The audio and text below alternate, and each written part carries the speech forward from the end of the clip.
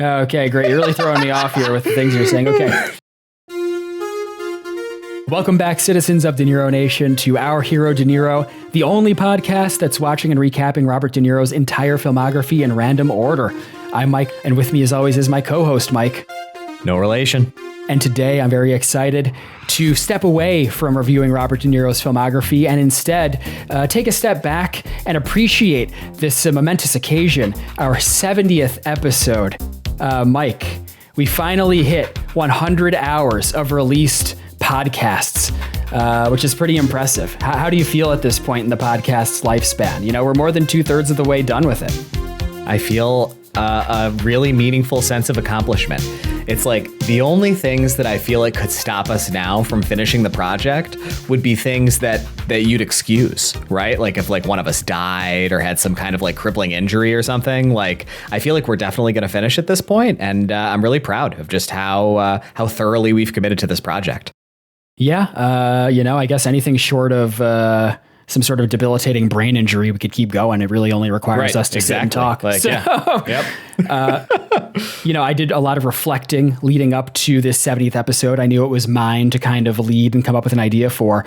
And we've covered so many of De Niro's films, but we've recommended films almost every episode. So there's a lot to draw from there. And I wanted to take this opportunity to focus on those recommendations. I think we've had some really good conversations about them over the last 70 weeks of the podcast. And there have been some great picks on both sides, maybe some questionable ones, some that were not even movies, but regardless, I'm very excited to get into this. I'm calling it Recommendation Station. This episode is dedicated to our many weird and wonderful recommendations that we made over the course of the podcast's history. So what we're going to do is pretty casually just run through some awards that I came up with. We're going to give to each other's recommendations. And because there are some films that you recommended that didn't fall into any of those award categories, I have some very rapid fire reviews of those remaining movies at the end as well. Just a few housekeeping items. This is very exciting. We have a new website. We finally did it. We took your feedback to heart, citizens of De Niro Nation. And now you can visit ourherodeniro.com to check out our latest episodes and social media links. Mike, this is really your pet project. So do you have anything you'd like to say about this? I'm proud of it. And all I'll say is that it's the only website about the only podcast that's covering Robert De Niro's entire filmography in random order. So you should check it out. ourherodeniro.com. Yes. And in addition to that, you can email us now at mike@ourherodeniro.com. The old email address still works, but this new one, mike@ourherodeniro.com, we're very excited to use going forward. You never know which one of us you're writing to. Yeah, I mean, both probably. But on that note, we originally planned on including some listener mail in this episode, but I think this is going to run pretty long. So instead, we're actually going to kick that can down the road and dedicate next week's episode entirely to listener mail that you guys have submitted over the last few weeks. So I think it's going to be a really fun episode as well. But before we get into it, Mike, I know you have a drink with you. What are you drinking today in celebration of this Cinco de Mayo releasing episode of the podcast? I have a Modelo Especial. I see you have a drink as well. What do you have? Yeah, Modelo sounds nice, but I don't have any beer left in my apartment. It's empty calories. So what I have here is a little concoction. It is vodka and a Polar Blood Orange Lemonade Seltzerade. That sounds disgusting. How is it? It's not great. It tastes a lot like a vodka soda, which is not a drink that I enjoy drinking, but I appreciate how hydrating and light on calories it is. So at least there's a silver lining to this cloud. Clear liquors are the best thing that you can drink. The second best thing you can drink is red wine. And then the bottom two things you can drink are beer and what are not clear liquors called? They called brown liquor? What is it called? Is it brown? Brown liquor. Brown liquor. And brown liquors are very, very bad for you. Yep. To your point, beer is just empty calories. I think the next time we go out downtown, we should make a point to mix all four of those in one night and see how we feel. Last time we did that was not a very good night. So. Yeah, I mean, listen, you can't win them all. No, you can't. Before we get into our first award, I want to make a little administrative note here. This episode really came to me in a fugue state when I was meditating, because I thought to myself, we make these wonderful recommendations week in and week out on the podcast, but I never hear from citizens of De Niro Nation saying, I watched your latest recommendation, really good stuff, keep up the good work. And I thought to myself, how can I hold the citizens accountable when Mike and I aren't even watching each other's recommendations? And as soon as I had that thought, I told him about the idea for this episode. We've had this idea probably for 15 weeks, do you think? Something like that? At least. Yeah. Yep. Plenty of time to watch these recommendations. However, I must say, Mike's trying not to choke down his Modelo Especial. Unfortunately, not all of us were able to watch all of each other's recommendations, so this is kind of an incomplete episode. I mean, listen. Yep. I watched all of Mike's recommendations. However, Mike was unable to complete this challenge ahead of our recording this evening. He watched 2/3 of my recommendations and unfortunately omitted some of my favorites, including but not limited to The Exorcist 3 and Speed Racer. So just know that when we're giving awards, Mike's playing with an incomplete deck, but we love him anyways, and he's a valued part of this podcast.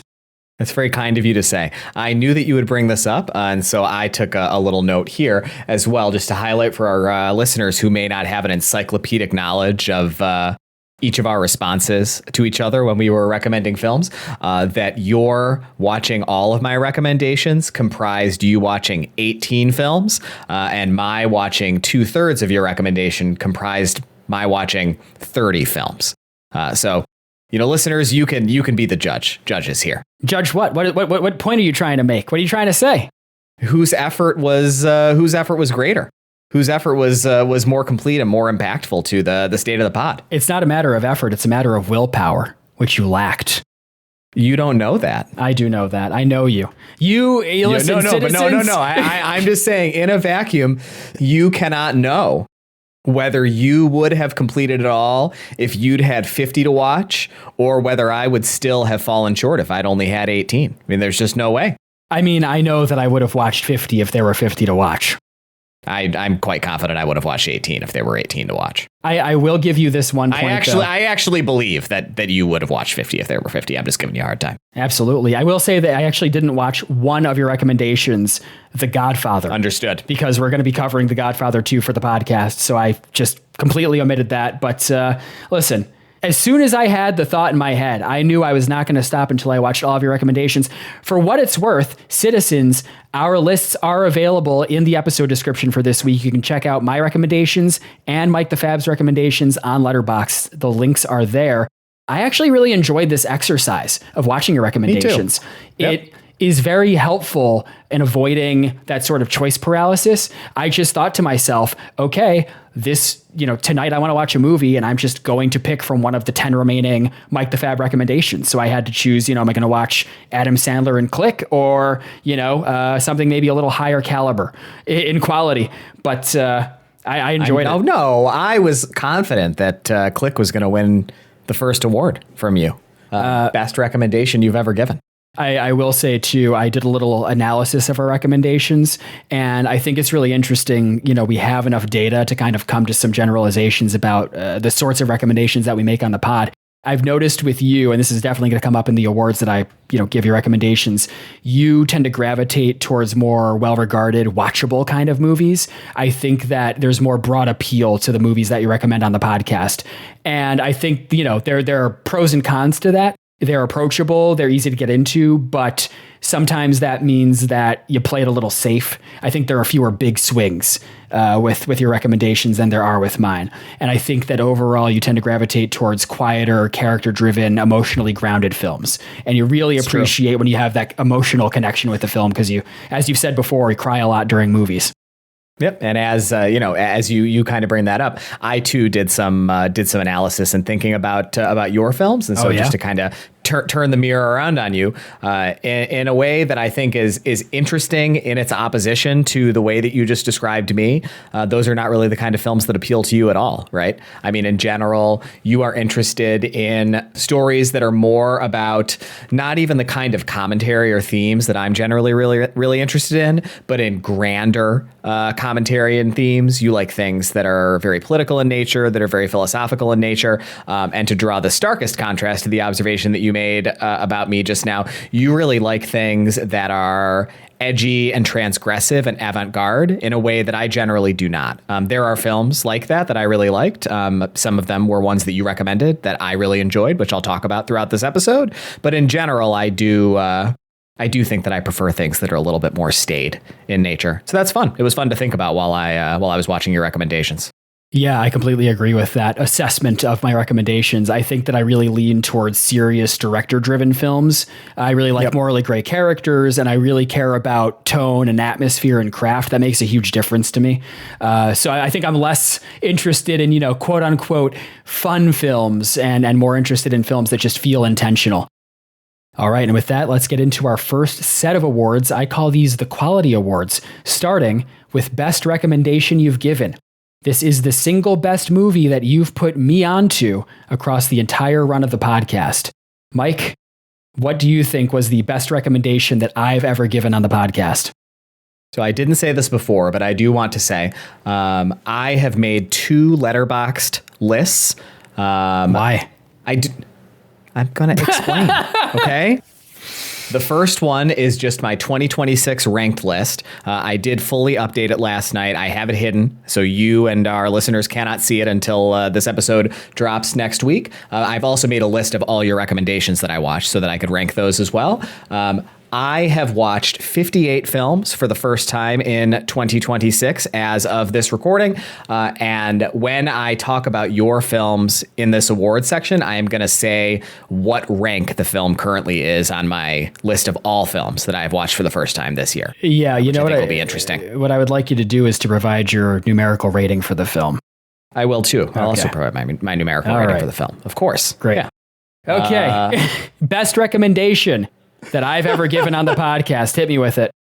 I really loved Manchester by the Sea. I thought it was a fucking masterpiece. I don't understand why you gave it 4.5 stars, so I'm really excited to hear you explain that. I thought it was a completely perfect film. I give it 5 stars, and it is my number 2 first watch of 2026 so far, of 58. And I loved everything about it. I loved the score, the mix of original compositions, and really kind of tried and true classical pieces. I loved how naturalistic the cinematography was.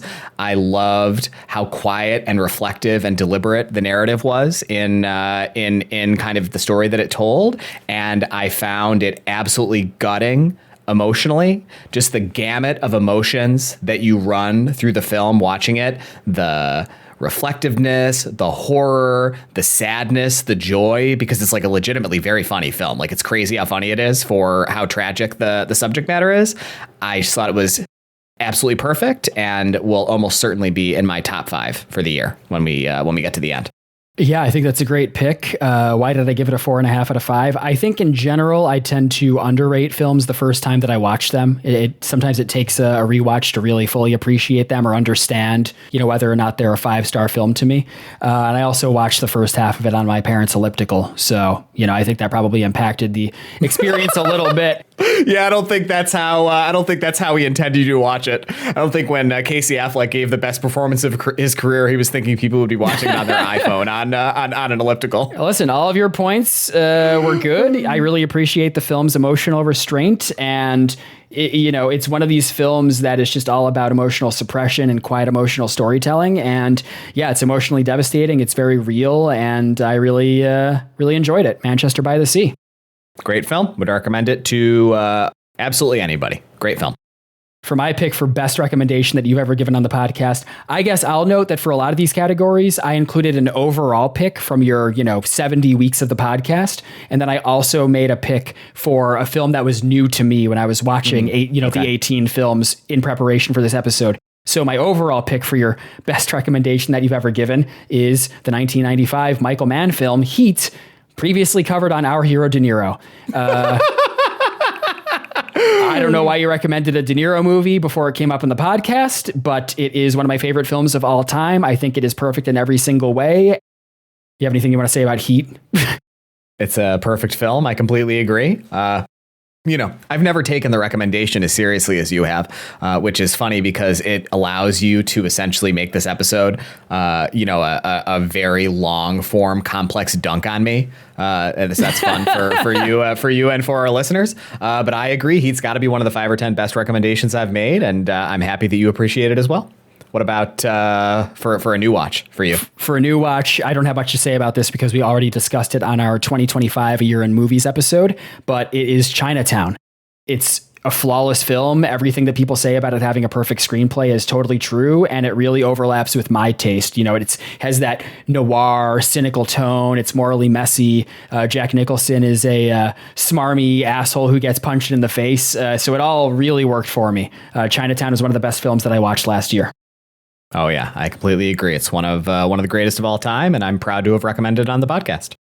All right, our next award is Most Rewatchable Pick You've Given Me. This is the recommendation you could revisit anytime and still have a great time. Oh, so this was a really tough one for me. I did pick one, but I want to mention some runners up as well, because there were a lot of films that I watched from your recommendations that are films that I can see myself revisiting every 1 to 3 years, just because of how much I enjoyed them. So here are my runners up that I want to make sure I give credit to. I loved Redline. I loved Bram Stoker's Dracula. Mm-hmm. I loved After Hours. And I loved Do the Right Thing.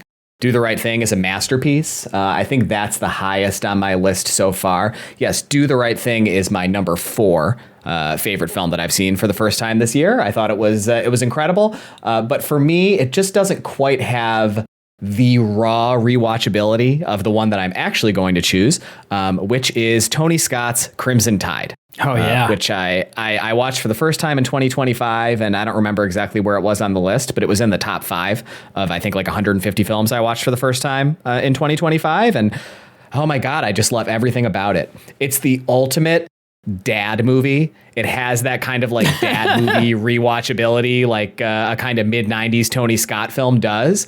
But there's so much depth there to Denzel and Gene Hackman's performances, to the characters' motivations, to the philosophical and political questions that the film addresses, to the cinematography and the score and the way the tension just builds and builds and builds in what is essentially like a bottle movie, right? Like it's a submarine movie for its whole runtime. And I just thought it was tremendous, and I loved everything about it. And it's one I look forward to returning to many, many times in my life.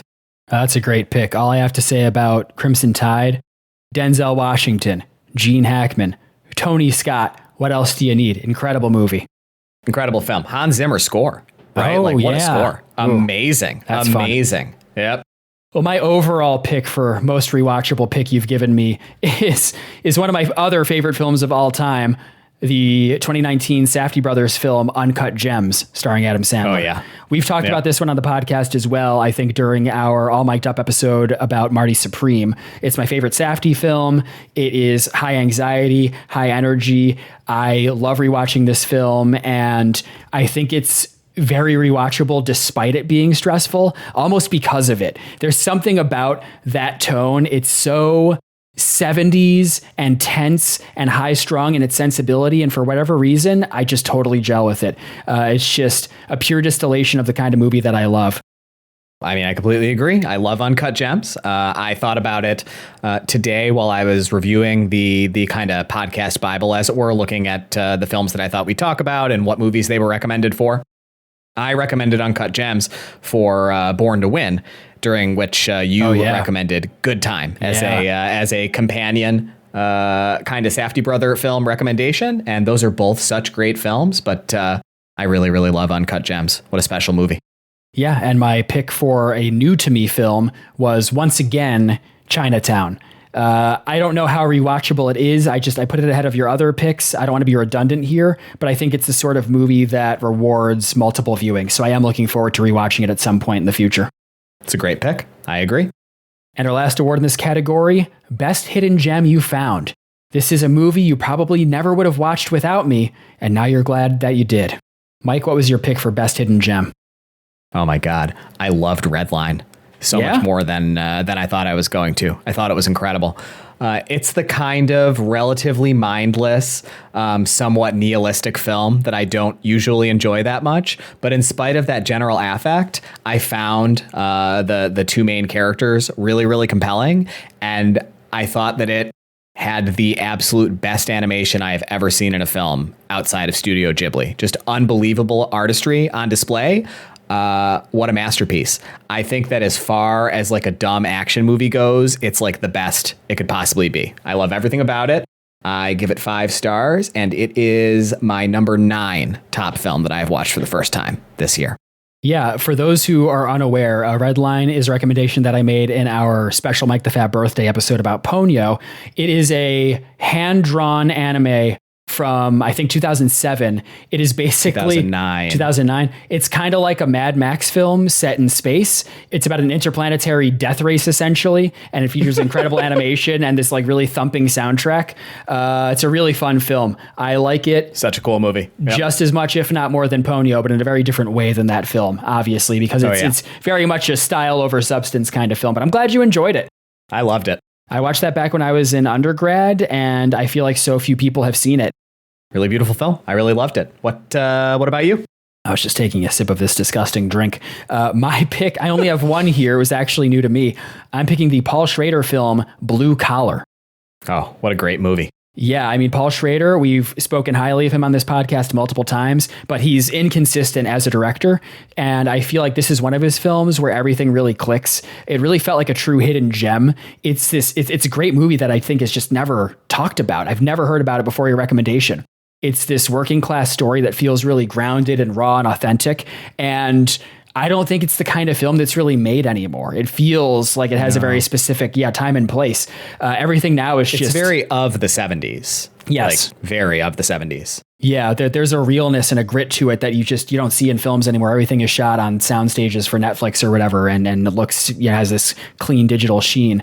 But I thought the narrative was really compelling. I appreciated its strong, angry, righteous tone that just carried through the whole movie. My only real knock on it is there's this weird like orgy scene in the middle of the film, but it doesn't detract from my overall enjoyment of the film and its message. And I give it a 5 out of 5. And now it's time to move on to our second set of awards. These are the personality awards. And we're going to start with the most quote unquote you pick.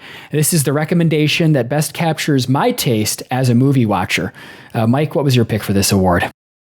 I'm going to have to go with Nocturnal Animals. I really liked Nocturnal Animals. I certainly did not love it as much as the previous 3 films I've talked about. For reference, I gave it 4 stars, and it is number 27 of the 58 films that I have watched for the first time this year. But I really enjoyed it, and I thought that it really served very well as a distillation of what I've observed you enjoy in films, which is challenging tone and subject matter and technical mastery through austerity, right? Ford's direction and the cinematography and the score and everything about this film is perfect. Like it has an almost Wes Anderson-esque neatness and cleanness to it.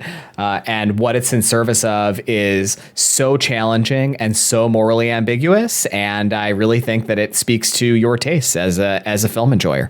So there you go. I choose Nocturnal Animals.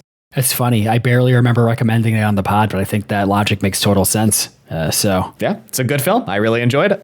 I'm glad you liked it. I wasn't sure how you were going to feel about it. So neither was I, but I enjoyed it. my pick for the most you pick.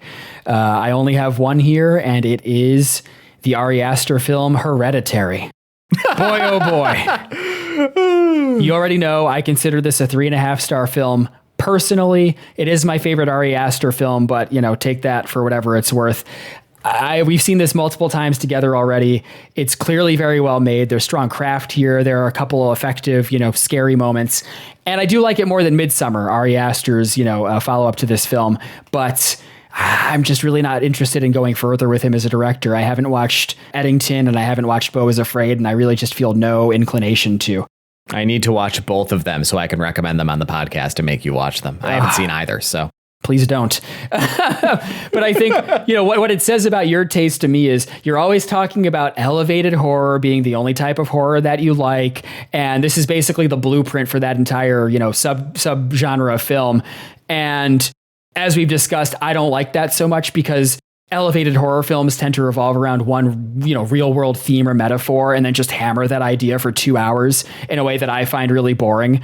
But I think you really like that sort of well-made, kind of slow, not really scary, a little heavy-handed, kind of sad, melancholic type of film. So I think that really just epitomizes your taste. Yep, you got me. It's true. I don't really have anything else to say. I love Hereditary, and you don't like it at all. And it really does, you think about the different kinds of horror movies, even as a genre that we enjoy, I think are so illustrative of our differences as film enjoyers. Yeah. Well, the other personality award that we have here is the I Knew You'd Pick This award. This is a pick that felt inevitable the moment I said it. Mike, what's your pick for this award? You picked Black Cat for Zero Day. It was the most obvious pick ever. I mean, for what it's worth, I love Black Cat. I think it's an amazing film. For folks who haven't seen it, this is a pretty hot take. It's a Michael Mann film. It's not one of his most beloved films. I think it had a pretty tepid critical reception at the time, and I do not think that it has become a cult classic in the way that sometimes films with initially tepid receptions that I think are really earnestly great do. But Black Cat is a great film. It's deeply flawed. But it was a very early foray for Mann into digital cinematography, right? And I think that the main character, what's the character's name?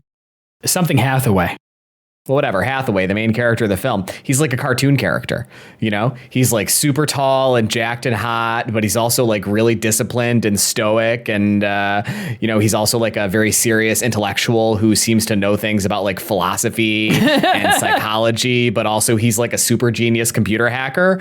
And I think it's such a funny thing to make this really serious, really bombastic action film that's about, I think, ostensibly serious themes of espionage and post 9/11 security apparatuses and like all this kind of stuff. But then make the main character be essentially like Johnny Bravo. I think that's really funny. And so I love Black Cat, but it was the most like, of course, recommendation you've given on the podcast. Guilty as charged. What about you? Oh man. You're going to love this one. I pick Past Lives. Yep. What did I recommend it for even? I don't remember. I don't remember, and I don't care to look it up.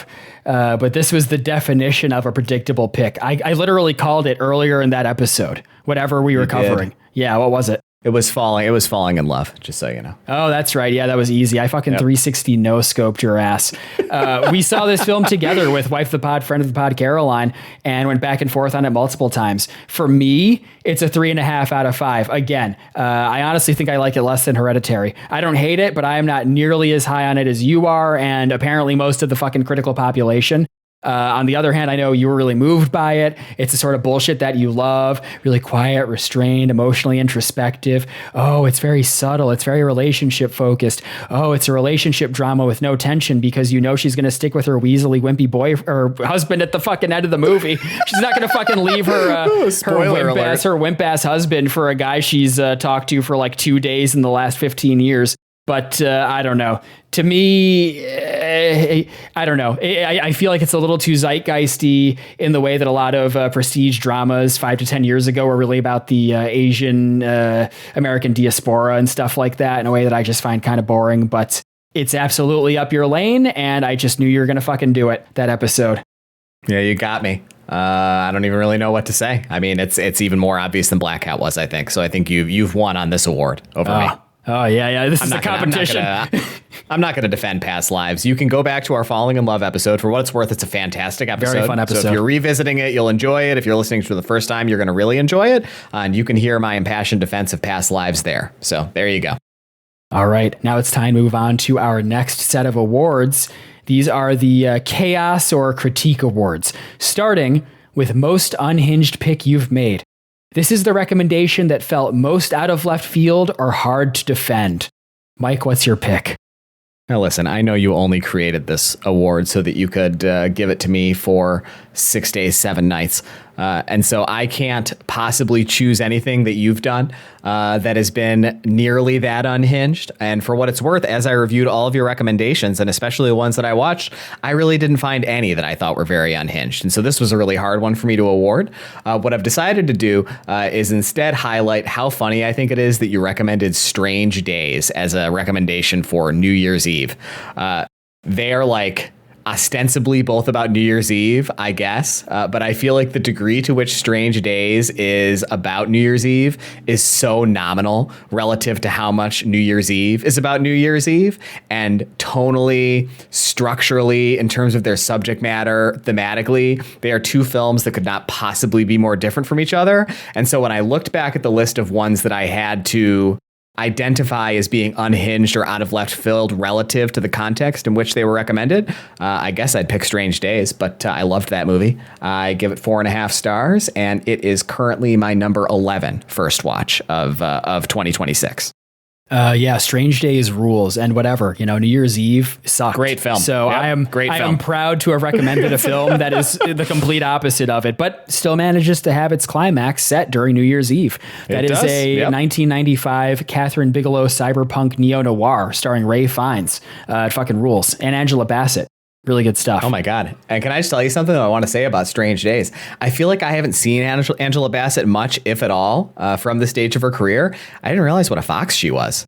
She was really hot in the 90s. Oh, yeah. It's kind of crazy, honestly. Yeah. I feel like I mostly think of her in like her sort of like more mature middle age. And she's still a beautiful woman, of course. But like, oh man, huge crush on Angela Bassett in that film. 100%.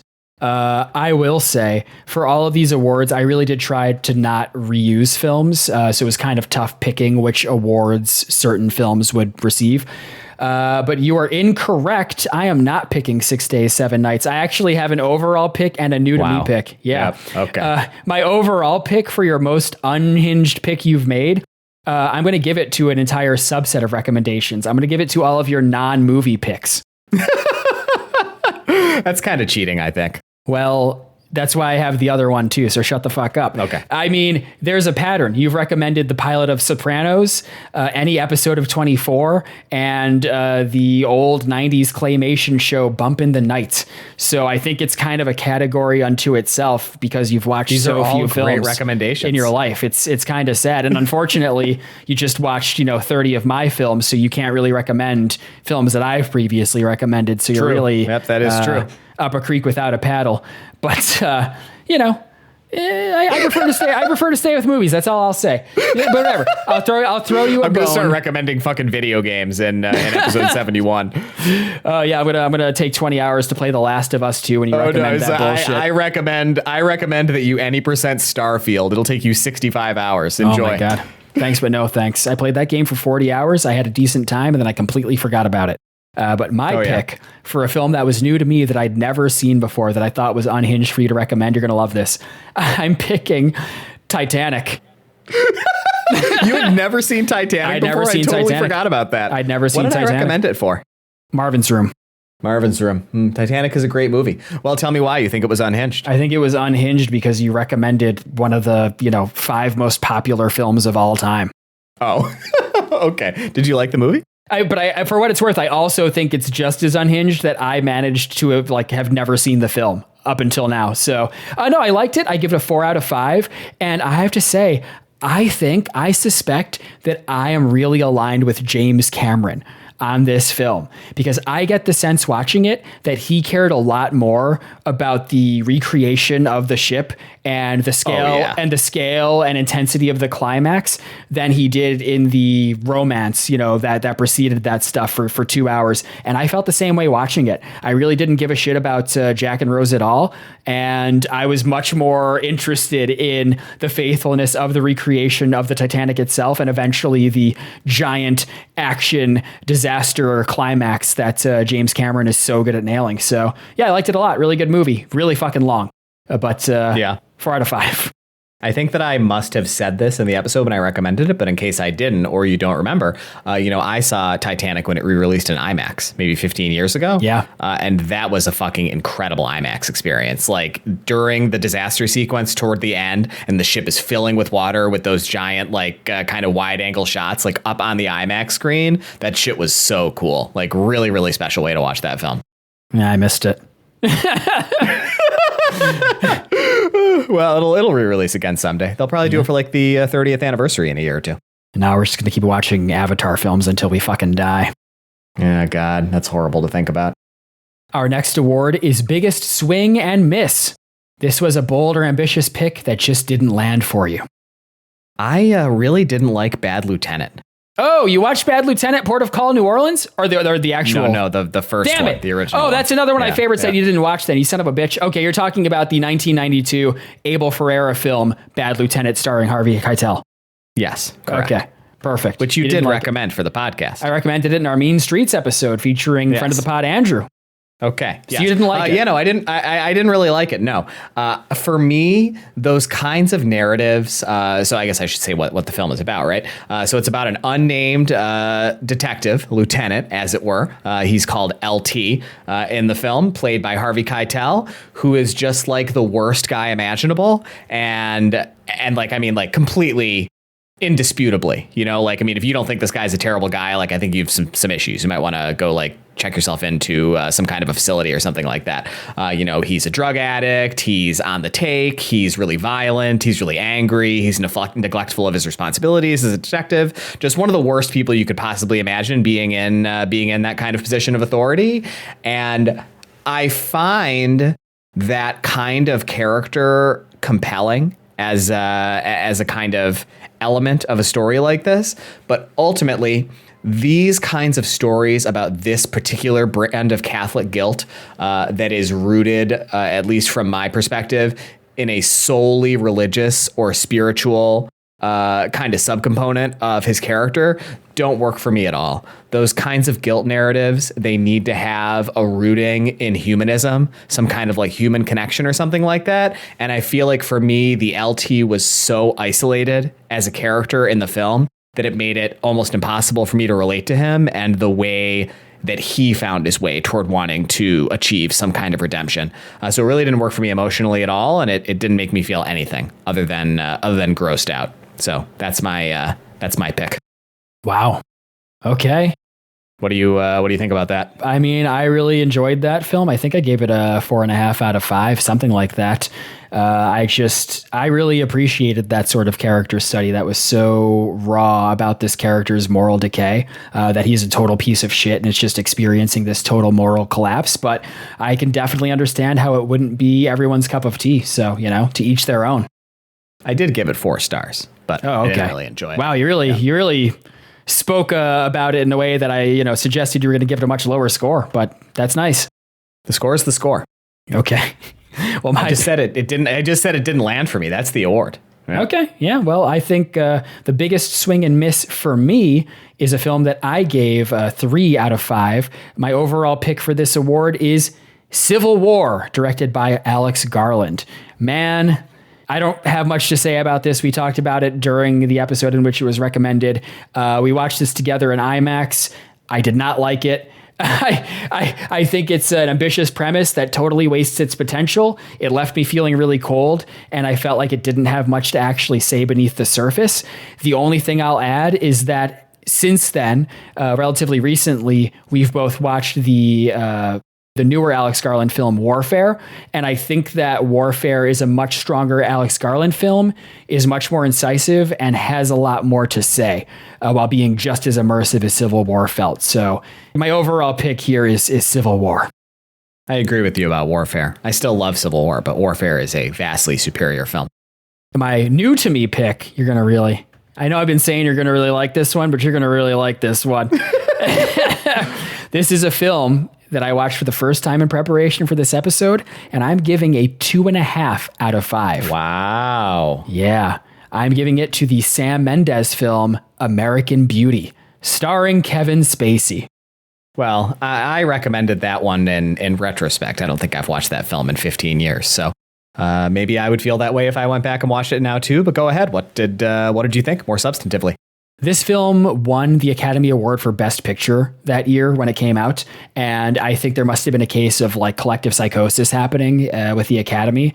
I thought it was pretty underwhelming. And it's interesting because much in the way that you describe Black Hat as being a distinctly post 9/11 action film, American Beauty kind of felt like one of the last true pre 9/11 films, just in terms of its subject matter and look and feel. It kind of felt like the end of an era in a way. But I just found it kind of boring and pretentious. I'm really not a big Sam Mendes fan in general. I don't love Skyfall as much as everyone else does. I didn't like 1917 as much as Dunkirk, which came out around at that time. The performances were strong, but I thought the tone just didn't really work for me. It was a little over the top and melodramatic in a way that I just found cheesy more than anything. Like all the different subplots. I don't know. It felt kind of up its own ass while also being kind of goofy. And that combination just didn't work for me. So yeah, I have to give it to American Beauty. Yeah. Did I tell you? I can't remember if I talked to you about this after I did this research a few weeks ago, but did I tell you what I learned when I looked into how Best Picture winners are decided? It's really interesting. It explains the phenomenon. I don't think it was that interesting or I would have remembered it, but you did tell me. I'm going to say it again because I think it's interesting, and I'm going to say it for the podcast. So Best Picture is decided differently from the other Oscar awards, and the way that it's decided is all of the members of the Academy, and I think that colloquially, when people talk about the Academy, maybe we don't really think about the number of people who are in it, but I think the Academy is like 10,000 people. So it's like 10,000 voters, vote on these awards that are given out of the Oscars every year. The way that Best Picture is done is the voters stack rank the films, and in each ballot, the lowest performing film is eliminated until any film achieves 50% number one spots on a ballot. And so if you just think about the statistics of the way this process plays out, it ends up rewarding more milquetoast, safe, unoffensive picks rather than the most bold, audacious film, which is likely going to offend some people on those early ballots. This is why Marty Supreme, got like no attention at the Oscars, even though some critics really, really loved it this past award season. And I would imagine American Beauty was a similar case to something like Green Book, which I never saw, but that was a film that a lot of people were like, why did this win Best Picture? Like those kinds of Best Picture winners. Yeah, that is interesting. And yeah, American Beauty seems to be that type of film. Oh, there you go. And now on to our last award in this set. The worst recommendation you've given me. This is the pick that you simply didn't enjoy despite your best efforts. Mike, what's your pick for worst recommendation? Oh my God, I am so surprised to say this, and you are going to be really surprised too. I did not like Freddy Got Fingered at all. It didn't make me laugh even once. What? Yep. I really went into it expecting to like it, but for some reason, it just didn't land for me, even a little bit. Yeah, I mean, I love alt comedy, and you explained it, which I see the kind of connective tissue there as like almost a progenitor to modern alt comedy, which is something that you and me both really enjoy. But there was just something about it that didn't land for me at all. Yeah, I'm really surprised to say that I didn't enjoy it at all. It's currently 54 of 58 on my on my first watches of 2026. That is extremely disappointing. Oh, I know. I'm really sorry to tell you, but that's just the way it made me feel.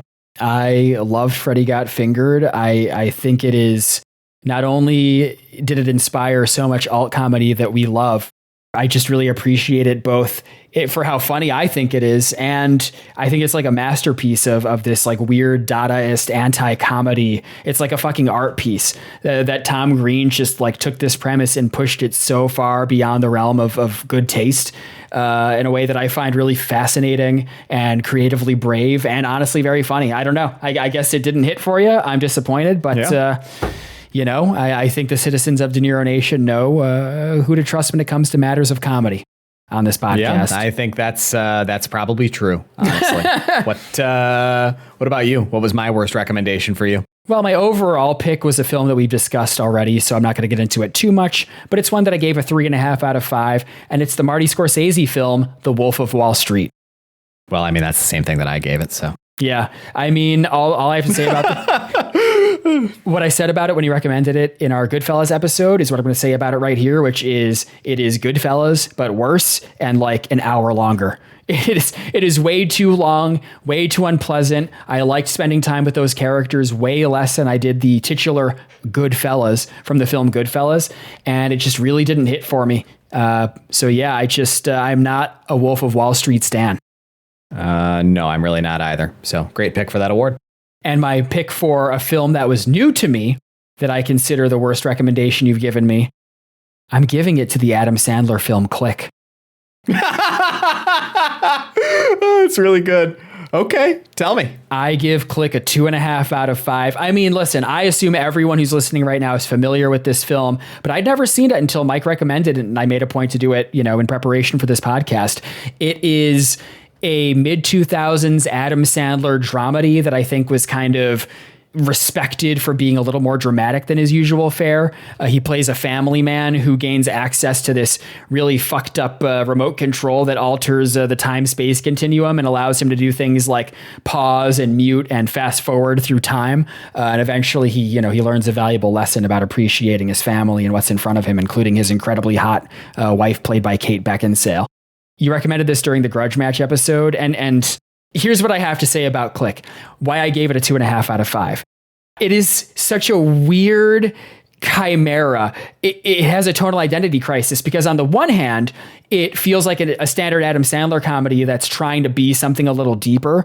And it has a decent emotional premise, but it's weighed down by that stereotypical Adam Sandler humor. It's so lazy. There's so many gross out moments. It's just like, it's the same shtick that he'd been giving us for years at that point, but he's like a little older and it's a little less endearing by the time this movie came out. It's like A Christmas Carol, but filtered through Adam Sandler's comedic style. And that combo did not work for me. The humor was juvenile and undercutted any emotional way that the movie was going for. And Adam Sandler's character in this film is so hard to root for. He's such a prick compared to like other protagonists he's played in films. He's totally unsympathetic to me. And last but not least, the emotional climax didn't land for me because it took place in some weird CGI futuristic nightmare that looked like it was rendered on the PlayStation 3 cell processor. So I had no idea what this film was trying to be. I thought it wasn't satisfying as a comedy, and it also wasn't satisfying as a drama. And I'd much rather revisit something like Happy Gilmore or A Muppet Christmas Carol, depending on the sort of vibe that I'm going for. But I did not enjoy Click. Well, there you go. I don't even know what I gave Click. I doubt I gave it much better than a 2.5, honestly. God, what a funny movie. Oh, no, I gave it 3.5 stars. I stand by that. But I'm not surprised. Citizens, if you have any thoughts on any of these films that we're talking about today, feel free to email us at mike@ourherodeniro.com. You have already missed the cutoff for our listener mail episode next week, but we'll certainly respond to them at a point in the future. We certainly will. And with that, it's time to move on to our next set of awards. These are the reflective/narrative awards, starting with the pick I was most wrong about. This is a recommendation that you doubted at first, but have since come around on. Mike, what's your pick here? All right, listen, I couldn't pick anything for either of these. I don't know. I don't know. Yeah? I feel like I could not think of a single film that satisfied either of these criteria. Really? Honestly. So I don't have an award for either of these. Okay. I racked my brain. Sure. I feel like I did not go on this emotional journey with any of your recommendations. Interesting.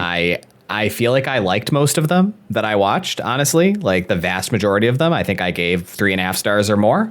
And my mind has kind of stayed where it is for all of them that I watched. So I'm sorry. I don't have anything for either of these. That's fine. I guess I'll say for my pick I was most wrong about, I have to give it to the Tim Burton film Edward Scissorhands. Okay. All right. That's interesting. Tell me about it. Tim Burton is a director that I don't really care for, especially the way that he's ruined his reputation with his later work. But, I like the original 1989 Batman film and Batman Returns, and I appreciate his unique creative vision. I did really like the first Beetlejuice film, although the sequel sucked. So with Edward Scissorhands, I came in with low expectations because in general, his sensibilities just kind of appeal to a certain type of 2005 Hot Topic shopper, emo kind of person. And I I don't know. I just thought it was going to be kind of like quirky for the sake of quirky, and it turned me off. And I think that's why I never bothered watching the film up until this point. But I have to say it was a really pleasant surprise. It was a lot funnier than I expected. It was genuinely heartfelt, and it worked really well as a fable. It had very simple but effective storytelling. And I really loved the visual style of the film. You know, before Tim Burton was allowed access to CGI, I loved the set design, the bold use of colors and framing. It was all so unique. And I thought it was a really engaging, stylish, enjoyable film. So yeah, I really liked Edward Scissorhands. I feel like that is not the question that you asked. If the question that you want me to answer is what recommendation did I not think I would like, but then liked more than I expected to, then yes, I can answer that question. That is not what you wrote here. I doubted the recommendation of Edward Scissorhands. I doubted it was going to be a good movie. I think that the voice of that question is really weird and bad, but whatever. If that is the question that you wanted me to answer, then I can answer that question. I am going to give it to the Michael Mann film Ali, which I really did not expect to like as much as I did. But I found it extremely compelling.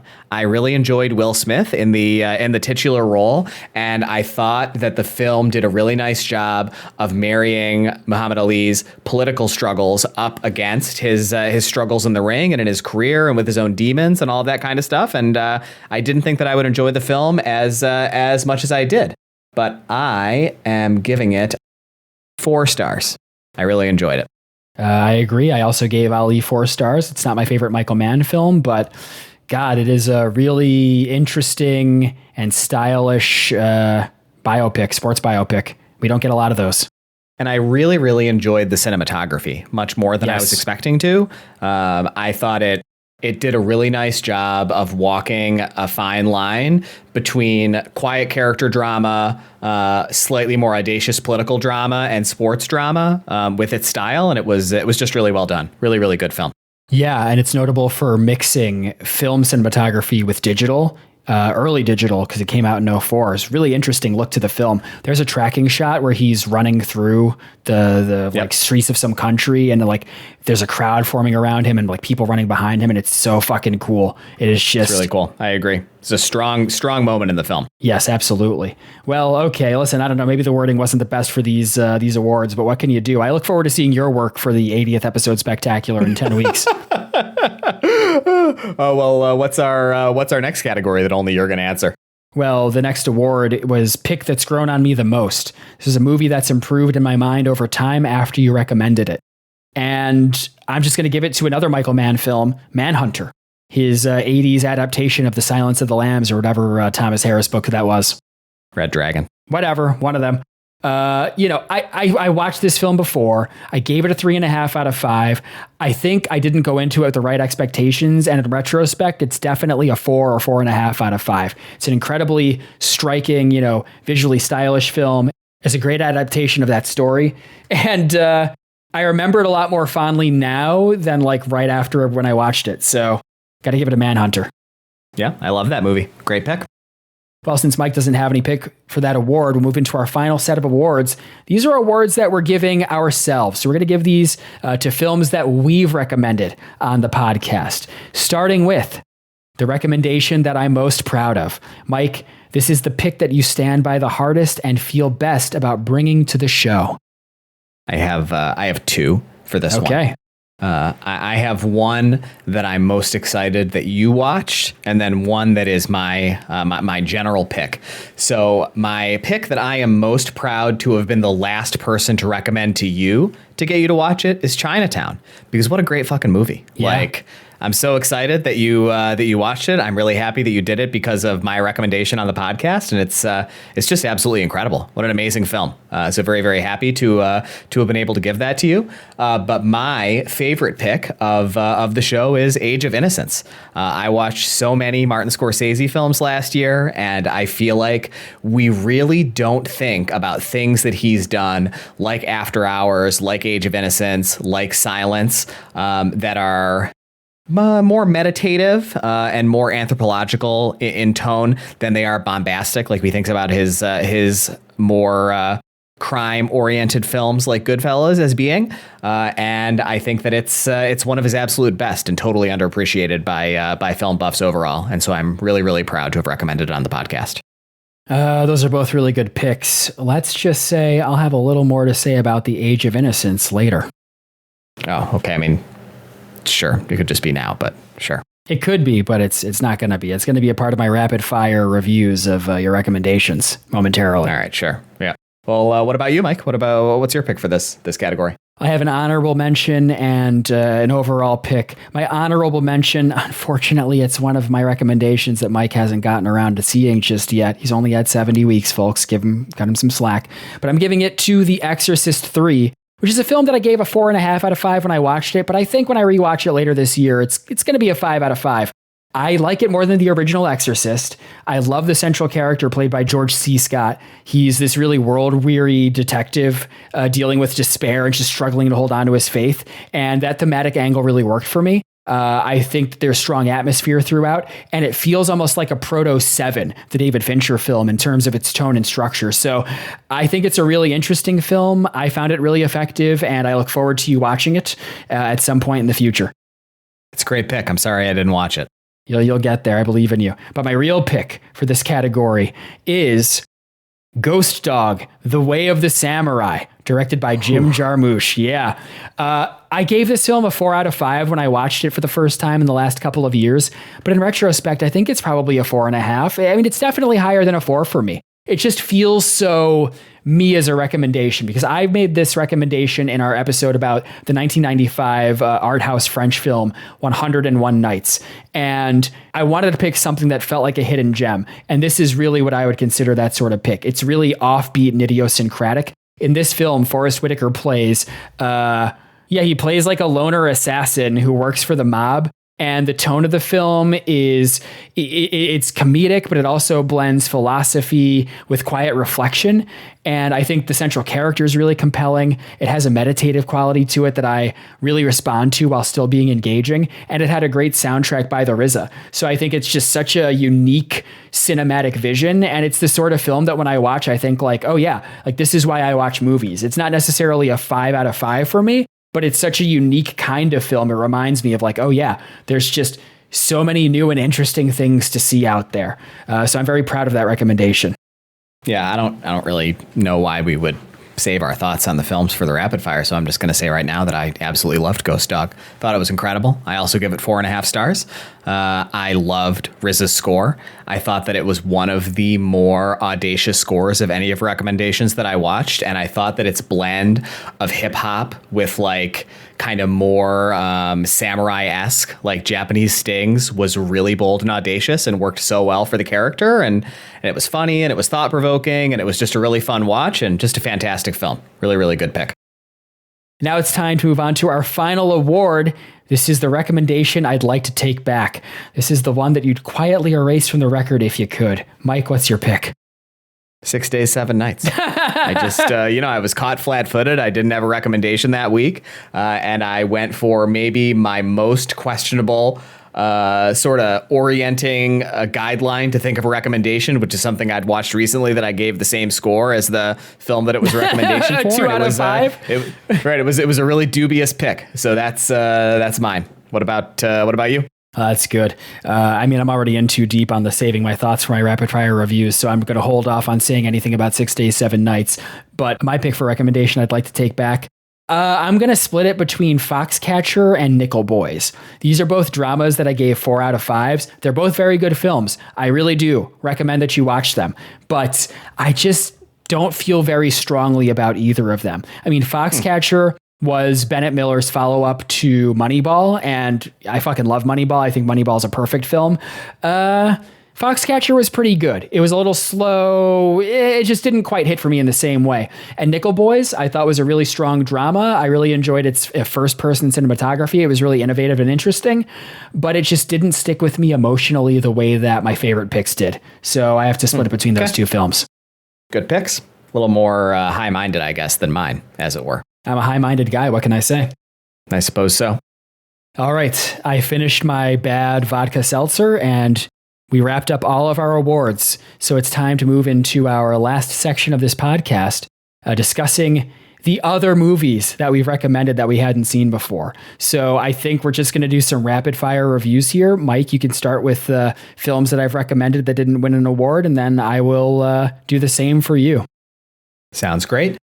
So I'll start with Three Kings. This was a David O. Russell film that you recommended, I think, after we watched, was it Joy? Yes.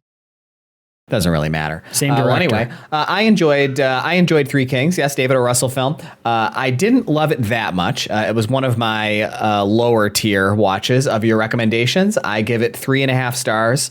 I really enjoyed how inventive and audacious it was, and I really, really loved some of the cinematography and some of the score work.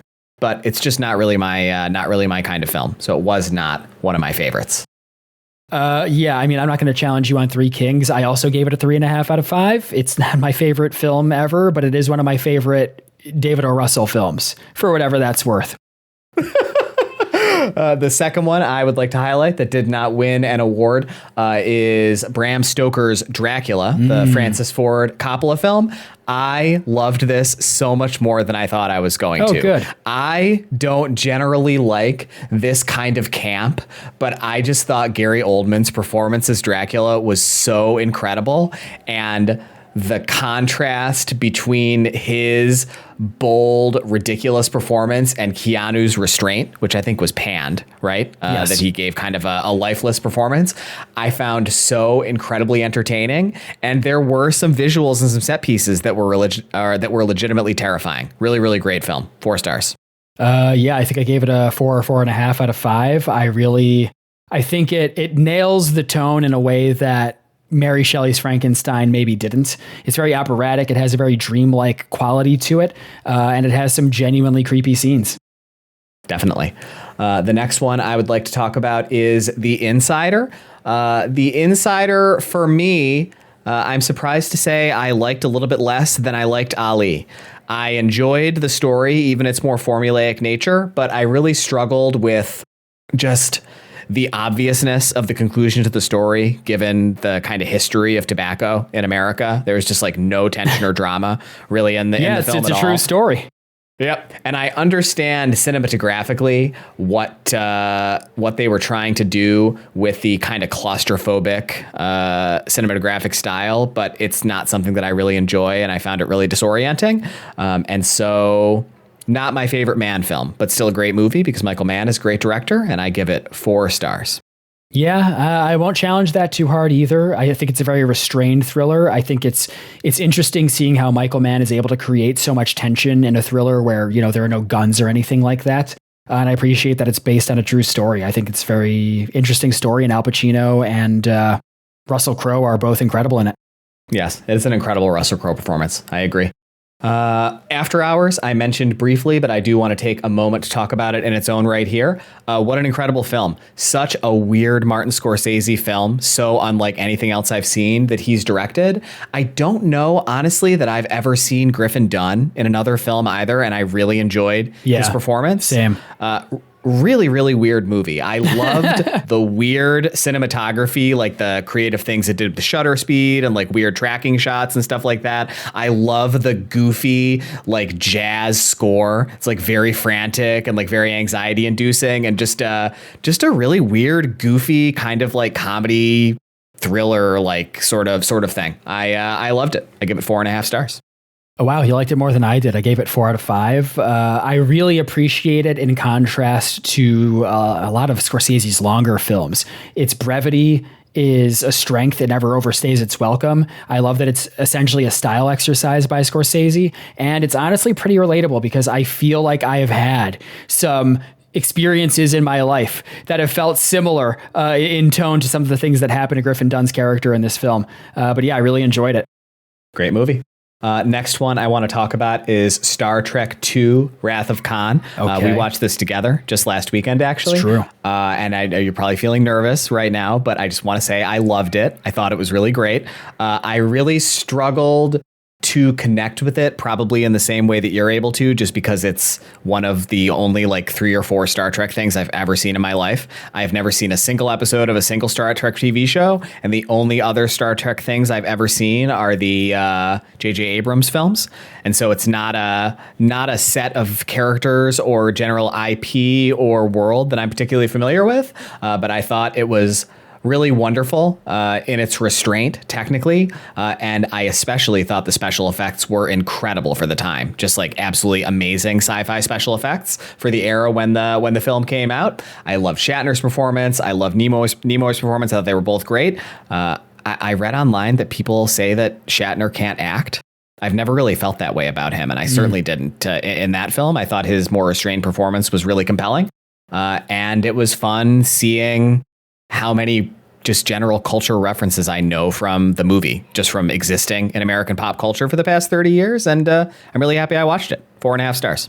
Yeah, I mean, for what it's worth, you did ask me before you watched the film if there was anything you should watch in anticipation for it. And I did encourage you to watch Space Seed, the original series episode that serves as a prequel of sorts to this film. But you didn't do that. So I don't think that would have had any effect on my enjoyment of it. Okay, sure, whatever, fine. Yeah, and to your point about Shatner's acting, a little fun tidbit, the director Nicholas Meyer, who I really attribute for rejuvenating the dying Star Trek franchise at the time, he made Shatner do a shit ton of takes. He made him do so many takes that Shatner would become tired, and only once he reached that emotional point did he use the takes. And I thought that was a really interesting way to kind of combat Shatner's tendency to overact. So I thought that was pretty cool. But yeah, The Wrath of Khan fucking rules. Unequivocal 5-star film. It's the best Star Trek film. It's one of the best sci-fi films of the 80s, if not of all time. And you know why it's so good and why you like it so much? Because it's a submarine film. That is true. That is really nice. Yep. Yeah. I really don't think that watching one Star Trek episode would have made me appreciate it the way that you do. I guess. I suppose. I suppose that is true. I'm sure it would have enhanced my enjoyment a little bit, but like you are coming to this film having watched hundreds of hours of Star Trek content. Like you explained, I asked you the question during the movie, like, hey, is what happens in the episode what explains this large subcomponent of the story? And you answered the question. I feel like that gave me the information. Like, I feel like it would have enhanced my enjoyment 5%. But what you would like would be for me to have enhanced my enjoyment 50% to get it up to that 5 stars. And I just haven't watched that much Star Trek. Unfortunately, I'm never going to push you to watch the original series. It's not my kind of thing. It has more of a Twilight Zone space horror kind of vibe, and I do not jive with that. Give me Deep Space Nine. Give me The Next Generation. Give me Voyager. Really? That actually makes it sound really compelling to me. Oh no, it's a very good show, and the good episodes of that series. Kind of yeah, the good episodes is it from that period, like late 60s, late 50s, early 60s. Is that when it's from? Yeah, it was in the 60s. Yeah. Yeah, I mean, that sounds kind of nice, honestly. No, the good episodes of the original series are really great episodes of TV. It has more of a cosmic horror kind of vibe that I don't enjoy in the way that I enjoyed the 90s Star Trek shows. But okay, I appreciate that you enjoyed The Wrath of Khan.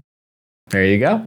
The next one I want to talk about is Lars and the Real Girl. I loved Lars and the Real Girl. It was one of my very favorite of your recommendations. I'm giving it 5 stars.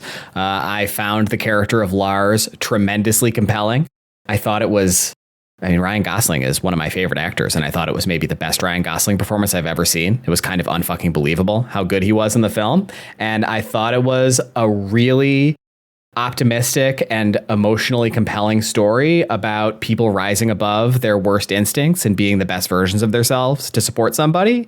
And I found it really powerful, and it made me laugh a lot. And I thought it was incredible. Amazing film. Thanks for the recommendation. Damn. Yeah, I think I got that recommendation from Caroline originally. So thanks, Caroline. Yeah, there you go. Friend of the pod, wife of the pod. Next one I want to talk about is Adaptation. You, I believe, gave this 3.5 stars and wrote in your review that you liked it significantly less than Being John Malkovich. I completely disagree. I like this film much more than I like Being John Malkovich. I'm giving it 4.5 stars, and it makes me want to retroactively decrease my score for Being John Malkovich from 4.5 to 4 stars. Wow. I find this meta commentary on the creative experience and the way that what's the gentleman's name, the guy who wrote it, the way that Kaufman kind of turns the camera around on himself in the script to really like just kind of lay waste to his psyche and all the things that he hates about himself is so funny and so powerful and so unique relative to anything else that I've watched this year. Man, I really loved everything about it. I loved the cinematography. I loved the score. I loved the script. I thought it was, I mean, again, Nicolas Cage is another one of my favorite actors. I thought it was one of, if not the best Nick Cage performance I've ever seen. The fact that he's able to play both of those characters who have so much distinction from each other in a way that is totally believable was just incredible. I really loved it. Yeah, I think I underrated it. I think I said that when I recommended it. That whenever I rewatch it, I think I'm going to rate it higher than 3.5 stars. It's a very good film. I need to be in a very specific mood to enjoy a Charlie Kaufman film, and I think I was just feeling a little off that day. Oh, there you go. I understand. I do want to stop. I mentioned this one briefly, but I'm going to bring it up again anyway because I really want to do justice to it. I want to talk for a few minutes about Do the Right Thing, the 1989 Spike Lee film. I thought this film was transcendent. It completely blew me away. The heat of the cinematography, the kind of effortless shifting between like a slightly off-kilter comedic tone in partnership with the really serious, very steady social commentary of the film. I loved all of the performances. Oh my God, I just loved everything about it. The music was incredible. And at the end of the day, it is a film whose politics are really, really compelling to me, which is kind of in the face of all of this bigotry and all of this prejudice and all of this kind of stuff. The both cause of all of those issues, as well as the wages they ultimately, the wages they toll. I feel like I just completely made up that expression, as well as the kind of damage that the prejudice and bigotry ultimately does to the community is human in nature, right? At the end of the film, the proprietor of the pizza shop and the main character, neither of whose names I wrote down and cannot remember, they're functionally completely estranged from each other over this drama. And it's like, what was the point? You know, like this human estrangement both caused all of the kind of bigotry that was the core of what happened in the film, but also at the end of the day, these two characters who felt a real sense of meaningful closeness to each other are functionally alienated. And I found that really, really compelling, and I loved everything about the film. Really amazing stuff. Yeah, it's a great film. I probably underrated it. I gave it a 4.5 out of 5. I watched that last summer with a friend of the pod, former guest of the pod, Philip, aka Lips, outside in the projector on a hot summer night. And that's really how you want to watch it. You want to watch it when it's hot out. Alan Sepinwall watched it the night before last and wrote that it's one of the great American films. And I agree. He must have been getting ready for this episode of the podcast. The next one I want to talk about has to be the recommendation you've given that you're the most excited about, Moonlight. And so I am delighted to tell you that I absolutely loved Moonlight. Okay. It is my number 7 first watch of the year so far. It is an unrepentant 5-star from me, and I thought that it was one of the absolute most beautiful films I have ever seen in my life. Just the fact that it is able to do so many different things visually, and every tone that it hits, every kind of like space that it explores, every environment that it lays out on film looks so good. Every frame of picture, just incredibly beautiful cinematography, fantastic, great music, love the characters, really love the arc. The themes are, to your point when we were at the top of the episode, the kinds of things that I find really compelling in films, right? Films that are about characters' quiet reflection, character studies, intimate relationships between people who can't really communicate perfectly with one another. I really loved, and I have always loved Mahershala Ali, but like, what a performance. I loved him in this film. Amazing. I think he won an Oscar, right? He won Best Supporting Actor for the film, I think. I don't remember. I love when you ask those sorts of questions. Yes, that is correct. He won Best Supporting Actor for the film. So there you go. You have anything you want to say about Moonlight? It's one of those cases where the Academy got it right and awarded Best Picture to the correct film that year. I think Moonlight's a masterpiece. I've only seen it once in my life. I love everything about it. I think it's a beautiful and profound film that's about masculinity and vulnerability in a very specific, grounded way. I really like its 3-act structure and how it's able to show identity as something that's shaped over time. And it's subtle and intimate without ever being boring. It's tightly paced. It's absolutely beautiful visually. All the performances are strong, including the 3 actors who play Chiron over the course of his adolescence and adulthood. It's just a really stupendous film, and it's disappointing that Barry Jenkins would later go on to direct Mufasa the Lion King, which we saw as the... It is really funny. Hey, listen, you got to get a paycheck. I don't fault him for it, but it's disappointing that we watched it as our last film in 2024, the year of IMAX. But I liked it significantly more than the original Lion King remake. I never saw that one. Films. Oh, that one's really horrible. I think that if you want to reclaim a little bit of your unrepentant love for Barry Jenkins, you should watch the original Lion King film because it's really awful and it'll make you like Mufasa more. Like that first one is so bad. Oh, yeah. Fuck. I swore a solemn oath to never watch any of those live action Disney remakes, and I only broke it for Mufasa because we were doing it as part of a year of IMAX. I might have to break that oath just to watch that bullshit Lion King remake. It's a super bad movie. I will say I agree Moonlight is fantastic and a well-deserved Best Picture win. It's never going to go to your favorite film from the year, but it wasn't even my favorite film from 2016 of your recommendations that we watched for the podcast. Wow. Manchester by the Sea came out in 2016. Yeah. So, yeah. But it is a great film and a very, very well-deserved Best Picture win for sure. The next one I will talk about is Alien 3. Okay. I liked Alien 3. I didn't love it, honestly. Okay. Yeah. Okay. I did not like it. I did not like it as much as Alien or Aliens. Okay. I want to pause here. I want to just mention that for the purposes of this review, I originally recommended the assembly cut of Alien 3, which is more highly regarded than the 2-hour-long theatrical cut. I mean, this is a film that was famously disowned by David Fincher, its director. This was his directorial debut. Instead of the assembly cut, however, we ended up watching the legacy cut, which is a fan edit of the film that seeks to combine the best elements of the theatrical and assembly cuts while also altering the color grade and improving the special effects. Alien 3 is notorious for having some really poorly rotoscoped and matted special effects, so it does really improve those. So you said you liked it but didn't love it, and you liked it less than the first 2 Alien films? That's correct, yes. Do you have anything else to say about it? Yeah, I really enjoyed the cinematography and I liked its kind of bleakness and the sort of like contrast of the claustrophobia of the facility with some of the wider angle shots that the cinematographer used. But I don't know. There's just something about that setting that I find less compelling than the settings of the first 2 films. But I enjoyed it. I'm giving it 4 stars. Okay. Yeah, I'll take it. I actually rewatched this film last weekend with friend of the pod, former guest of the pod, Philip, aka Lips. I was really surprised. He gave Alien 3's legacy cut a 4.5 out of 5 on Letterboxd. I did not see that coming. And I'll tell you, when I re-logged it, I gave it the same 4.5 star rating that I had previously given the assembly cut. I could see myself upping it to 5 stars, though. I've been thinking about it a lot. It's a film that really sticks with you, and I fucking love Alien 3. Honestly, I'm upping it in my overall ranking of the Alien franchise.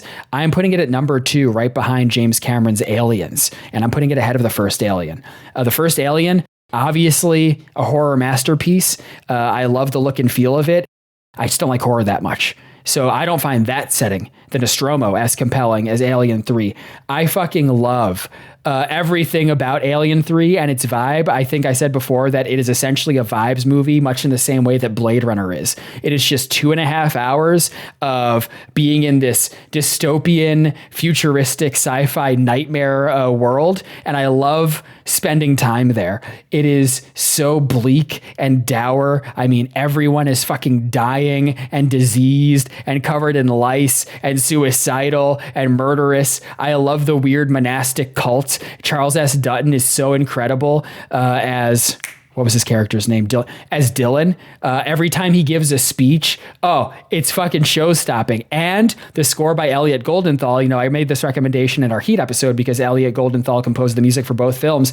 I think it is spectacular. It's one of the best film soundtracks I've ever heard, and I think it really elevates the material. It's just one of those films that you have to throw on, on a rainy night and just sink into that feeling of spending 2.5 hours in hell, essentially, with Ripley and this motley crew. I fucking love it. It really tickles that part of my brain that appreciates that grimy industrial red and gray aesthetic. I really enjoy it. I love Alien 3.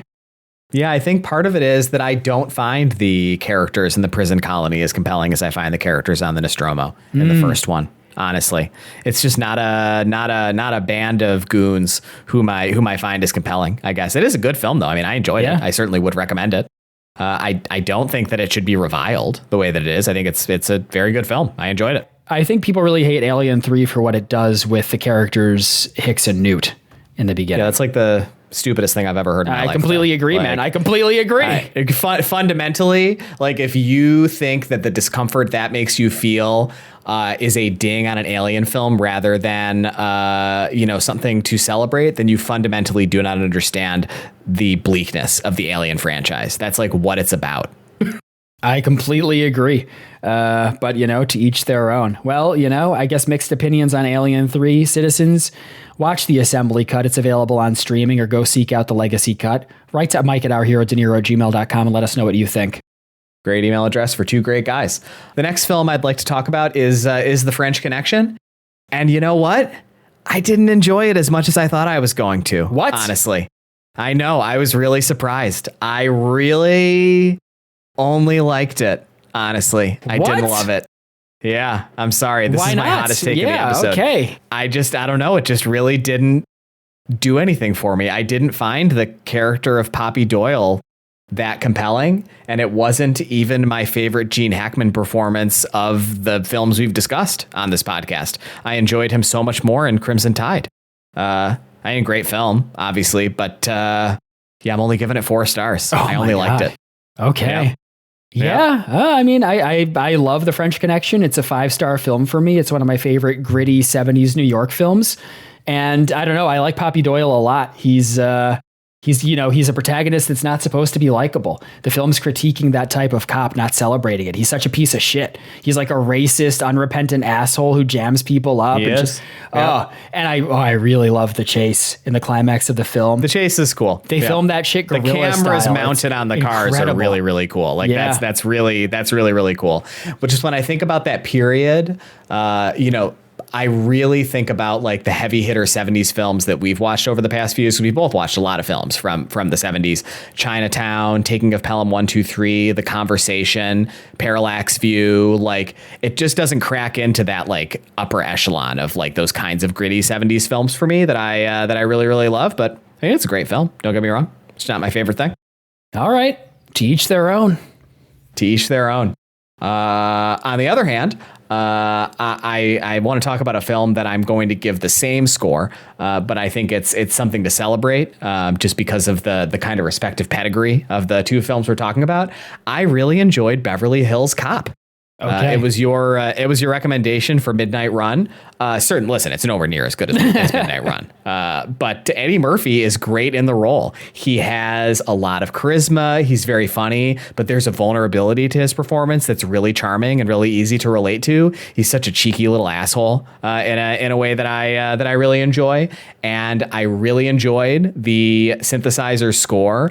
That Axel F theme, the kind of leitmotif that plays throughout the film is so cool. Like it just grounds you in that story and in that character. And I love the cinematography. It's so easy to see like all of the ways that it inspired those types of films that came afterward, with its cleanliness and its kind of bright, vivid colors and its very kind of disciplined normalcy, I guess. Just a really nice film. I loved it. It made me laugh a lot. And I'm giving it 4 stars. It's a great film. It's probably my favorite in the Beverly Hills Cop franchise. I agree that it's not as strong as Midnight Run, but I think you're going to really enjoy watching Beverly Hills Cop 2 because it's very different tonally from the first one. Instead of being directed by Martin Brest, it's directed by Tony Scott, and it is way less comedic. They turn the comedy down and the action up, and it is a more mean-spirited film with a beautiful hazy look, and I think you're going to like it. Maybe not as much as the first one, but I'm going to be really curious to hear how you feel about it in comparison. You want to know something? What's that?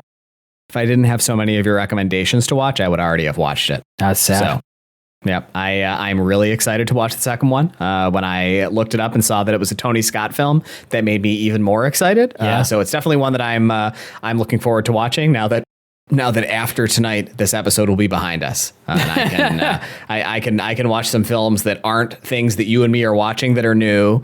Things that Caroline really wants me to watch, and every once in a while I got to throw her a bone. Films for the podcast or your recommendations. So I'm really looking forward to watching the second Beverly Hills Cop film. Calm down. Let's not act like you haven't spent the last 70 weeks watching bullshit like The Life of Chuck. I cannot fucking wait to recommend the Life of Chuck on the podcast sometime over the next few episodes. Man. Don't you fucking dare. I just have to wait for it to make sense. Oh my God. All right. The next one I want to talk about, the last one I want to talk about actually, and it's one that we'd both seen before the podcast, but I do just want to give us some space to talk about it because I don't think you're going to bring it up. But the Kiyoshi Kurosawa film Cure. What an incredible masterpiece. I did not watch it as a recommendation of yours, but it's definitely one that I wanted to highlight as one of my favorite films that you'd recommended for the podcast. And just what a masterpiece. 5 stars. Everybody should watch it. And in a way, right, for all your talk about hating this kind of film, it is kind of a proto-elevated horror film in a way, right? You can see its influence on that subgenre in so many ways. But I think that it's slightly less focused narrative and it's more kind of vibes, mood oriented affect. I think ultimately makes it more compelling than most elevated horror films. Just a really incredible masterpiece. And I strongly recommend it. What makes it more compelling than most elevated horror films is the fact that it's not boring as shit. I'll let you get the last word in on this one. So those were all of my little quick reviews for films that we hadn't talked about earlier on the pod. So what about you, Mike? What do you have that you want to talk about? This is exciting. I'm just going to go through all of the films that I didn't give awards to in the order in which they are recommended on the podcast. Oh, there you go. Okay, cool. So we're going to start off with the 2022 film Emily the Criminal, directed by John Patton Ford in his directorial debut. In this film, a down-on-her-luck woman played by Aubrey Plaza gets pulled into a credit card fraud ring as she struggles to navigate debt and economic instability. I give this film a 3.5 out of 5. I thought it was solid film, a strong directorial debut. I liked that it was attuned to the current economic reality and the anxieties around that. And it worked well as a low-key kind of grounded thriller, but man, it kind of lost me with the romance that develops between Aubrey Plaza's character and the ringleader of the credit card scam ring. When I saw him, I swear to God, when I saw this guy pop up in the film for the first time, I thought to myself, his eyes are too kind to be the antagonist of this film. And then he ends up boning down with Aubrey Plaza. And I thought it took a grounded film and made it feel a little too soap opera, melodramatic-y in a way that I didn't really love. Yeah, I totally agree. I think I also gave it 3.5 stars. All right. Next up is Blow, a 2001 film directed by Ted Dem and starring Johnny Depp. In this film, a small-time dealer rises to the ranks of the cocaine trade in a classic rise and fall crime story.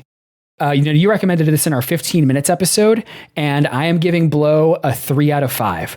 It was perfectly fine. In fact, I don't have much to say about it. It's that very formulaic rise and fall structure that we see in films like Goodfellas, etc. And it relies really heavily on narration to carry the story, I think because it's only like 2 hours long. It kind of felt like a Scorsese light, and I don't really mean that as a compliment. It's nowhere near a film like Goodfellas in terms of depth or execution, but it was entertaining and briskly paced, and Johnny Depp was good. It just didn't leave much of an impression on me. Totally reasonable. Much like American Beauty, that is one that I haven't seen in at least 15 years. So it's possible that if I revisited it, I would feel the same way. Yeah. This next one might be a hotter take. This is the 1964 Stanley Kubrick film, Dr. Strangelove. In this film, a nuclear crisis spirals out of control as political and military leaders fumble their way toward potential global annihilation in a dark satire. Mike, I give Dr. Strangelove, and this might be sacrilegious to say, a 4 out of 5. Really? Yeah. I think I gave that 5 stars. Many people have. It's considered a masterpiece and one of the greatest films of all time. I think this partly had to do with me being kind of tired the night that I watched it, but I liked it a lot. I just didn't love it. And there are Kubrick films that I love. Barry Lyndon in 2001: A Space Odyssey, most notably. This is a very sharp, effective satire. In many ways, it still felt very pointed. Peter Sellers was great. George C. Scott, I fucking love him. Oh, he's so good in this film. He's so good in The Exorcist 3, which I hope you'll watch someday, maybe before our 80th episode spectacular. And I enjoyed most of the intercut storylines, but the plain pilot subplot really didn't work for me. And I don't know, compared to 2001, Barry Lyndon and The Shining, I just didn't like it as much as those. Although I will say I did like it more than Eyes Wide Shut, which I also watched recently for the first time. I've never seen Eyes Wide Shut or Barry Lyndon, but 2001, The Shining, and Doctor Strangelove are all 5-star films, I think. In your opinion. It's just tough. I mean, it's it's really compressed up there at the top. He was just one of the goats, you know? Yeah, sure. Now we're going to bring it down to a much worse film. We're going to talk about the 1998 Ivan Reitman film, 6 Days, 7 Nights, starring Harrison Ford and Anne Heche. In this film, a mismatched pair crash land on a remote island and slowly warm to each other while trying to survive and get back home. You recommended this during our Men of Honor episode, and you specifically, I remember you calling it a bad film in your recommendation. So I really avoided watching it until this episode. This episode came up, and maybe surprisingly, I'm going to give it a 2.5 out of 5. I don't think that's surprising. I think I gave it a 2, didn't I? It's not that high. Gave it a higher. You called it a bad film and gave it a 2. I'm just saying I gave it an average 2 out of 5 rating. Okay. All right. Yep. I went into this with really low expectations, and listen, I don't think it's a good film, but I will say it was a very breezy, easy watch. It went down smooth. It's chill. Yeah. Yep. It's 2 hours of watching Harrison Ford and Anne Heche just like hang out on a tropical island. And it was pretty fun. It was a light watch. It was kind of stupid. Not my usual type of movie, but compared to some of the mediocre or bad films that we've had to watch over the course of this podcast, this was nothing. Yeah, this was like a totally fine, throw it on and just chill out kind of 90s romantic comedy.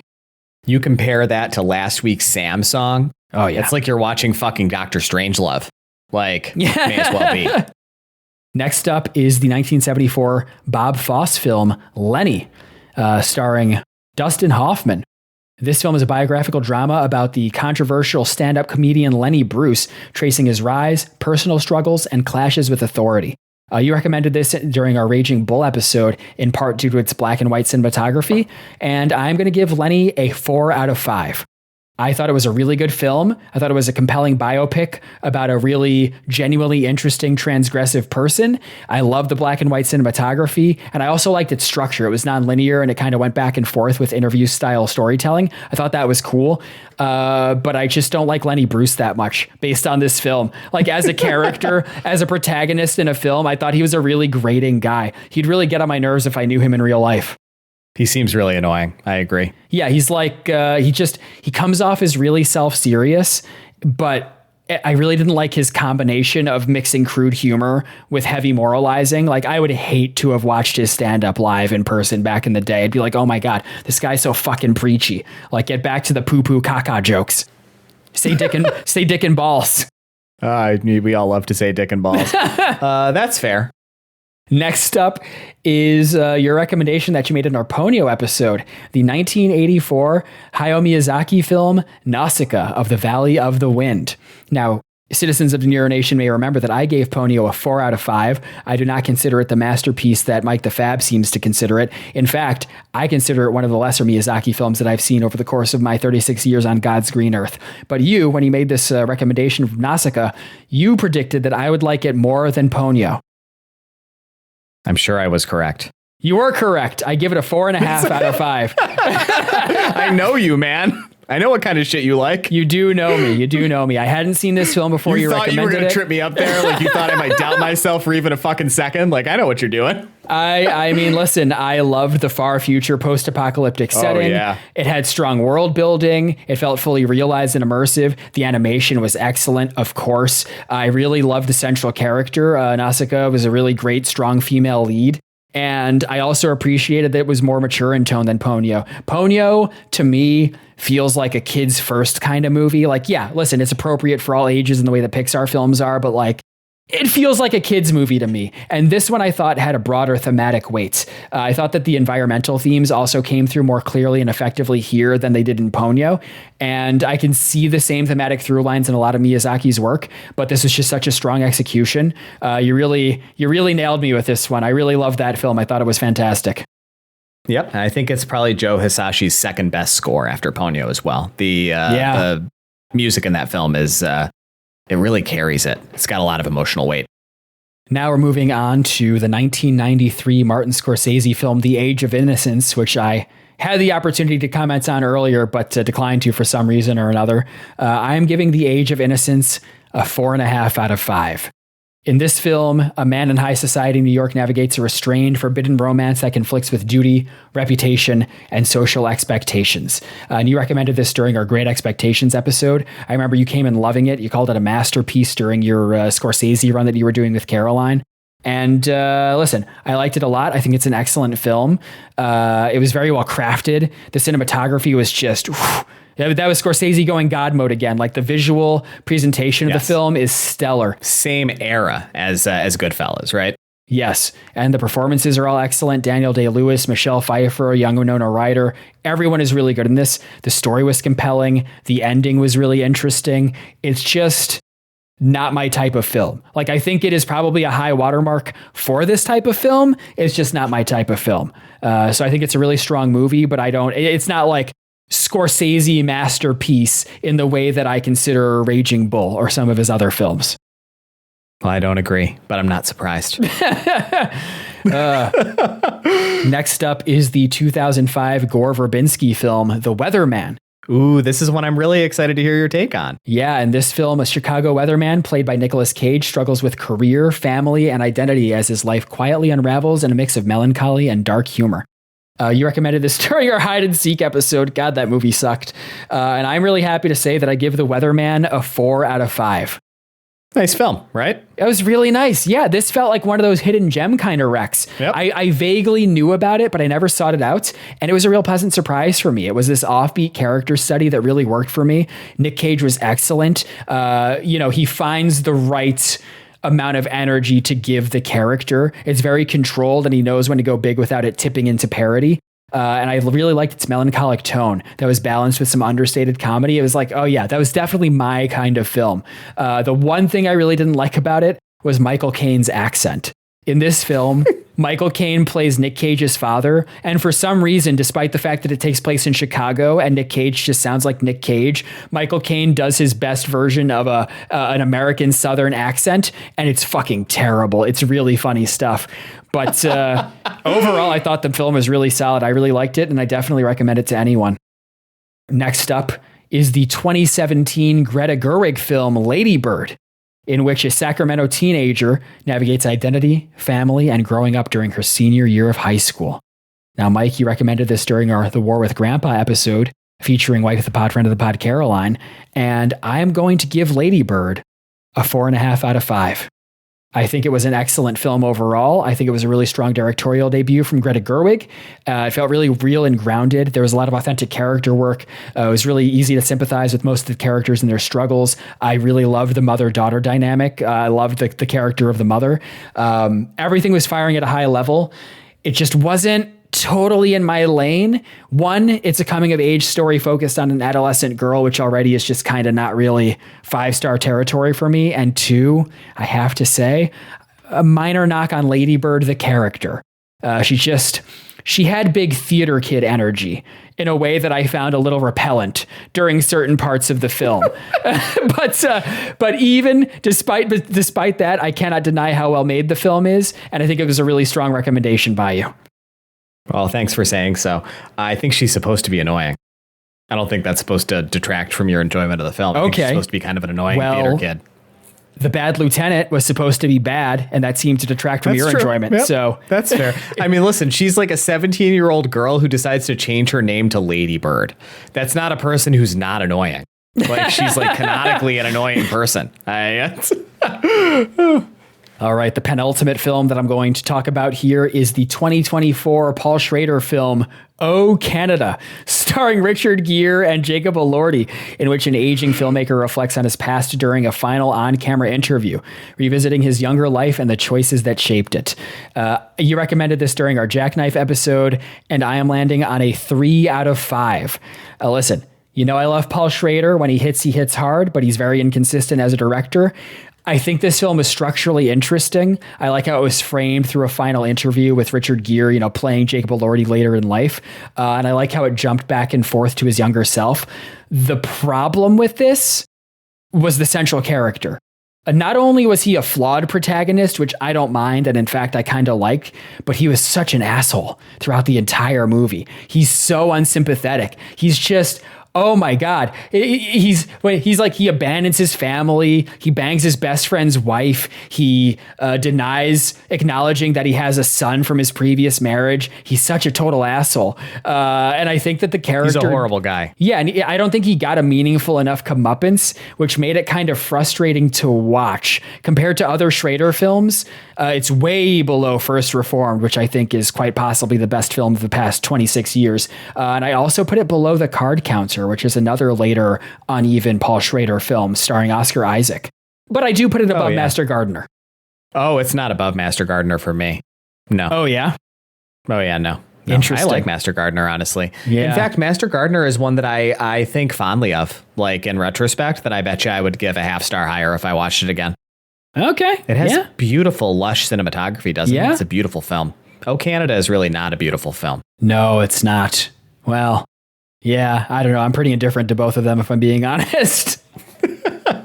Oh, but I agree. It's lesser Paul Schrader, but it's still worth watching, right? Because he's just so inventive, I think, as a storyteller. Even There's when no he one doesn't else hit, like him. I'm always happy that I engage with his thoughts and perspective. Yeah, same. There's no one else like him. And the last film that I'm going to discuss is the 1998 Christopher Nolan directorial debut, Following, in which a struggling writer becomes entangled with a burglar, leading to a twisting, nonlinear story of obsession and manipulation. You recommended this during our Sam's Song episode very recently, and I'm landing on a soft 3.5 out of 5. Really? I liked it. I respect it. And what I like about it is that you can clearly see a lot of Nolan's trademarks this early in his career: the nonlinear structure, the twisty narrative, these themes of identity and deception. So I appreciated what he pulled off on a really minimal budget, and it worked as a tight, short thriller. It was very, quick and stayed engaging. I just didn't find any of the characters compelling or memorable. Like, I could not even remember any of their names while I was watching the film. So in a sense, the main character's name is Bill. Wow. Hard to believe I couldn't remember that. In a sense, it felt kind of like a proof of concept more than a fully realized film, but I thought it was a solid recommendation. I liked it as an early Nolan film, more than a standalone great movie, but I'm glad I finally watched it. That's great. I'm glad you finally watched it too. And with that, it's time to wind this episode down. It's hard to believe that we're finishing up 70 episodes. 70 episodes of the podcast. And that doesn't even count the all mic'd ups. There's a handful of those too. Yeah, that's true. I mean, I have to ask, who do you think has made better recommendations overall for the podcast? I mean, judging by our ratings, you, right? Because I have given out several 5 stars, and I don't think I heard you give a single. But I'm a much more generous rater than you. And so I think that my honest as well as diplomatic answer to that question is it just depends on your own personal taste. And I think that all citizens of De Niro Nation, and probably even regular visitors, have gotten a sense of our respective dispositions and perspectives over the course of these 70 episodes. And so you will decide, dear citizens of De Niro Nation, who among us gives better recommendations. I think they're all great. Yeah, I agree. I think the way that I kind of came to look at it was, I think you have a higher floor and I have a higher ceiling. And by that, I mean, I think your recommendations are more consistent and more watchable. And I think you rarely miss. Whereas with mine, I think I have more distinct taste with my recommendations that kind of shines through. And I think that when I hit, it lands really hard. but it can also, that has the side effect of potentially not working so well depending on your taste. So I think they're all great. I think that recommendations are, one of the critical components, so one of the critical segments of the podcast. And I encourage all citizens of De Niro Nation to visit our lists on Letterboxd and, filter them, sort them any way you like. You're bound to find something that you'll enjoy watching. If not from this episode, then just from perusing those lists. So true. And with that, it's time to read us out. I'd like to take this time to thank all the citizens of De Niro Nation for listening week in and week out, especially to the 70th episode spectacular. I'd also like to thank Caroline for making our wonderful podcast artwork. Please visit us online at our new website, ourherodeniro.com, and email us with any of your thoughts at mike@ourherodeniro.com. Please rate the podcast 5 stars in your podcatcher of choice. You can check us out on social media at allmylinks.com/ourherodeniro, which Mike claims will be rendered redundant in a matter of days, but I'm going to say just because. And visit us on Letterboxd. I'm Mike back at you, and he's Mike the Fab. And we'll be at you next week with an episode dedicated to your listener mail. See y'all next week.